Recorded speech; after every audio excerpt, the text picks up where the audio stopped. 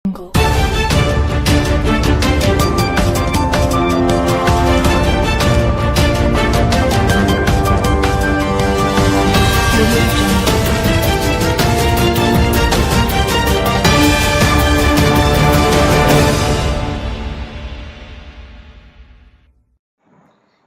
દર્શક મિત્રો, આપ જોઈ રહ્યા છો ડિજિટલ ન્યૂઝ।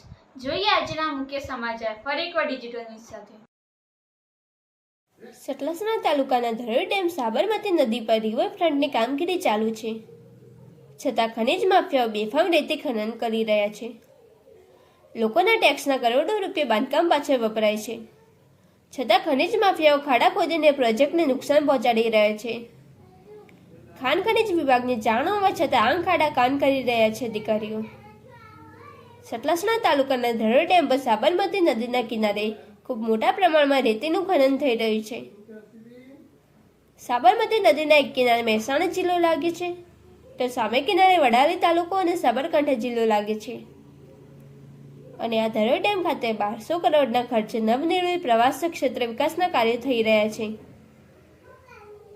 પરંતુ રિવરફ્રન્ટના બંને કિનારે ખનીજ માફિયાઓ બેફામ રેતી ખનન કરી રહ્યા છે। અને ડિજિટલ ન્યૂઝના કેમેરામાં ખનન કરતા ઝડપાઈ ગયા છે। હવે જોઈ રહ્યું કે ખાણ ખનીજ વિભાગના અધિકારીઓ આ દેખ્યા પછી શું કાર્યવાહી કરશે।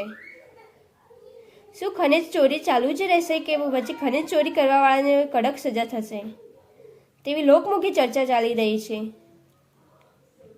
જો લોડર તથા ટ્રેક્ટર ચાલકને રિમાન્ડ ઉપર લેવામાં આવે તો કરોડોનો ખનીજ કૌભાંડ બહાર આવે, તેવી લોકમુખી ચર્ચા ચાલી રહી છે। જેનો રિપોર્ટ ડિજિટલ ન્યૂઝ સતલાસણા।